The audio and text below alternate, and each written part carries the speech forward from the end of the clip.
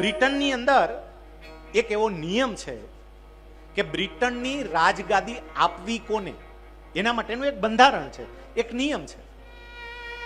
આપણે અહીંયા રાજગાદી આપવી હોય તો આપણે કોને રાજગાદી આપીએ? આપણે ત્યાં નિયમ શું રાજગાદી આપવાનો? જ્યેષ્ઠ પુત્ર, મોટો દીકરો હોય એને રાજગાદી મળે. અયોધ્યાની રાજગાદી ભગવાન શ્રી રામને મળે. કેમ? કારણ કે ભગવાન શ્રી રામ મહારાજા દશરથના જ્યેષ્ઠ પુત્ર છે, મોટા પુત્ર છે. બ્રિટનમાં નિયમ જુદો છે. બ્રિટનમાં એવું નહીં કે રાજગાદી મોટા પુત્રને મળે, એવું નહીં. ત્યાં રાજગાદી કોને મળે?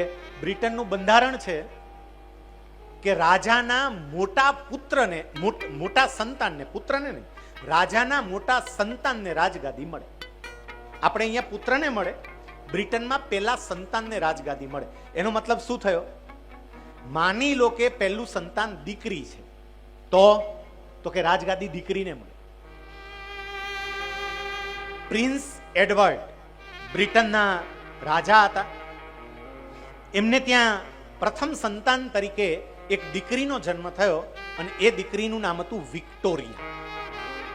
એ દીકરીનો જન્મ થયો, પહેલી દીકરી હતી અને પહેલી દીકરીનો જન્મ થતાની સાથે જ એ નક્કી થઈ ગયું કે આજ હવે બ્રિટનની મહારાણી બનશે. નક્કી. સામાન્ય રીતે કેવું હોય કે કોઈ છોકરીને તમે રાજા સાથે પરણાવો પછી એ રાણી બને, પણ આનો તો નિયમ જ જુદો. આ તો જન્મતાની સાથે સીધી જ રાણી, કારણ કે એમની જોડે જે લગ્ન કરશે એને રાજા કહેવાશે. પણ શાસન પાછું રાજાનું નહીં ચાલે, શાસન તો રાણીનું જ ચાલશે. જે દીકરીના માથે બ્રિટનનો તાજ આવવાનો હતો, જે દીકરી બ્રિટનનું શાસન સંભાળવાની હતી, એ ક્વીન વિક્ટોરિયા જ્યારે નાની હતી ત્યારે બહુ તોફાની હતી. એટલા બધા તોફાન કરે, એટલી ચંચળ, શાંતિથી બેસે નહીં. એને કંઈ સમજાવવાનો પ્રયત્ન કરે તો એની સમજવાની કોઈ તૈયારી નહીં. બ્રિટનનો રાજ પરિવાર મૂંઝાણ કે આપણે કરશું શું? આ દીકરી આટલી ચંચળ છે, આટલી તોફાની છે, આપણે આને રાજગાદી આપવાની છે, આ રાજ સંભાળી કેવી રીતે શકશે? વડીલોના અલગ અલગ અભિપ્રાયો લેવામાં આવ્યા, વિદ્વાનોના અભિપ્રાયો લેવામાં આવ્યા કે આ દીકરી માટે અમે એવું શું કરીએ કે આ દીકરીના તોફાનો ઓછા થાય, આ દીકરીમાં ગંભીરતા આવે, એ સમજતી થાય કે હું કોઈ સામાન્ય નથી, હું બ્રિટનની ભાવિ મહારાણી છું. અલગ અલગ લોકોએ જુદા જુદા ઉપાયો પણ બતાવ્યા, પણ એક વિદ્વાને ઉપાય બતાવ્યો કે તમારી આ દીકરી, એની ચંચળતા તમારે દૂર કરવી હોય, દીકરીના તોફાન શાંત થાય એવું તમે ઈચ્છતા હોય તો તમે એક કામ કરો, તમારા પ્રતાપી પૂર્વજોની કથા આ દીકરીને કહો. તમારા જે પ્રતાપી પૂર્વજોએ સારા સારા કામ કર્યા હોય, લોક કલ્યાણના કામ કર્યા હોય, લોક સેવાના કામ કર્યા હોય, એવી બધી વાતો આ દીકરીને કરો. એટલે દીકરીને પોતાના પરદાદાઓ પ્રત્યે, પોતાના પૂર્વજો પ્રત્યે પ્રેમ પ્રગટ થશે અને અસ્મિતા આપોઆપ આવશે. આ નાની એવી દીકરી વિક્ટોરિયાને વિદ્વાને આપેલી સલાહ પ્રમાણે એના પૂર્વજોની વાતો કરવાનું શરૂ કર્યું. બેટા, તારા દાદા આવા હતા અને તારા દાદાએ આવા આવા આવા આવા કામ કર્યા હતા. વિક્ટોરિયન સાંભળવામાં મજા આવે. બેટા, તારા પરદાદા આવા હતા, એમણે આવા કામ કર્યા હતા. બેટા, આપણા એક પૂર્વજ મહારાણી થઈ ગયા, એમને આવું કામ કર્યું હતું. એમ કહી અને પૂર્વજોની કથા શરૂ કરી. આ પૂર્વજોની કથા સાંભળતા સાંભળતા પેલી નાની તોફાની દીકરી વિક્ટોરિયા ક્યારે બદલાવા માંડીને કોઈને ખબર પણ ના પડી. એના પરિવર્તન આવવા માંડ્યું. એ તોફાની હતી, એના તોફાનો શાંત થવા માંડ્યા, એકદમ ડાઈ થઈ ગઈ, ગંભીરતા આવી ગઈ. અને આપને જાણીને આશ્ચર્ય થશે કે બ્રિટનમાં અત્યાર સુધી જેટલા શાસકો થયા, જેટલા રાજાઓ અને રાણીઓ થયા, એમાં સૌથી સારામાં સારું બ્રિટનનું શાસન જો કોઈએ કર્યું હોય તો આ ક્વીન વિક્ટોરિયા હતા. એટલા એ ધીર ગંભીર બની ગયા. પ્રતાપી પૂર્વજોની વાતો આપણા તોફાન શાંત કરી દે અને આપણને ગંભીર બનાવી દે. આ સરદારની વાતો એટલા માટે કે અંદર ખૂણે ક્યાંક તોફાન ચાલતા હોય ને તો એ તોફાન શાંત થાય અને આપણે ગંભીર બનીએ. આપણા પ્રતાપી પૂર્વજ છે, એની વાત સાંભળીએ ત્યારે ખબર પડે કે આ માણસે શું કામ કર્યું છે. માત્ર એક વિચાર કરીએ કે સરદાર ન હોત તો શું થાત. છેલ્લા દિવસે આપણે અદ્ભુત કથા કહેવાના છીએ. એમને 562 રજવાડાઓને એક કેમ કર્યા. પણ જો સરદાર ન હોત તો આ 562 રજવાડાઓને એક કરી અખંડ ભારતનું સર્જન બીજા કોઈ ન કરી શક્યા હોત.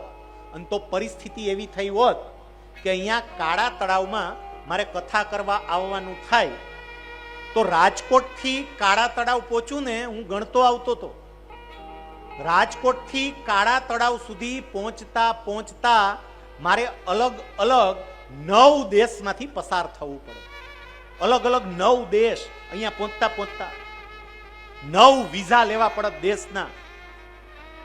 સરદારે 562 રજવાડાઓ એક કરી આપણને કેવડી મોટી ભેટ આપી છે. અને એ સરદાર ધીમે ધીમે હાંસિયામાં ધકેલાતા જતા. એ સરદારને ઉજાગર કરવા માટેની આ કથા છે. સાહેબ, એમણે દેશ માટે જે સમર્પણ કર્યું છે આપણે સાંભળીશું ને આપણને ખબર પડશે કે આ માણસે આપણા માટે શું કર્યું છે.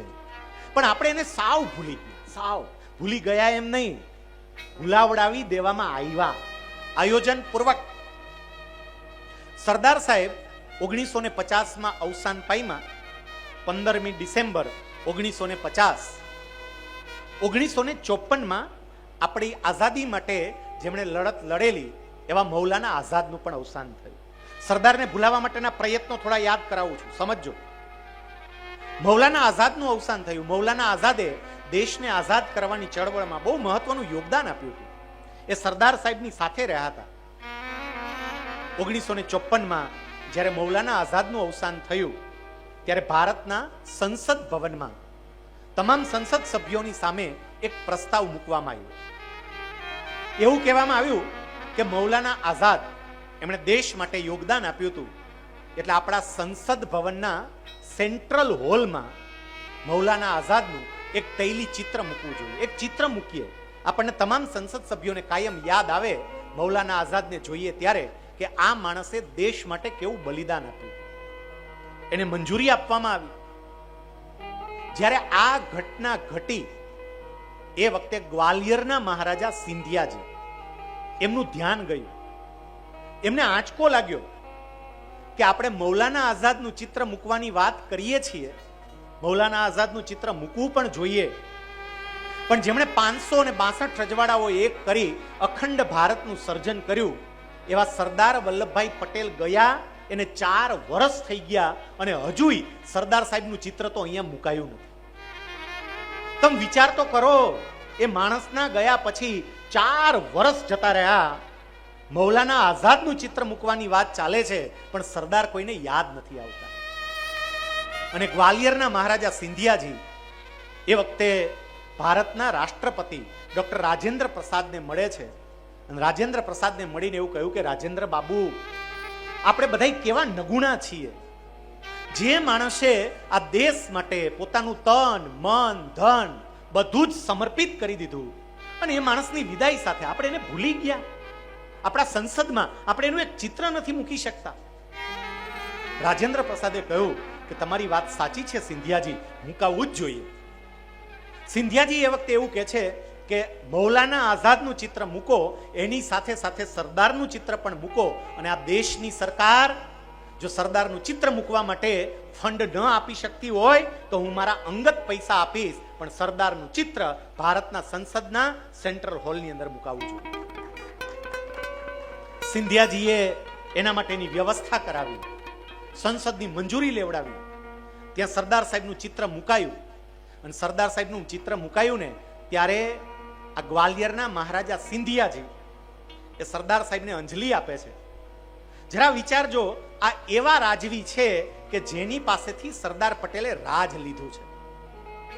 આપણો કોઈ ખાલી એક સાહ લઈ જાય ને આપણે શું કરીએ છીએ ખબર છે?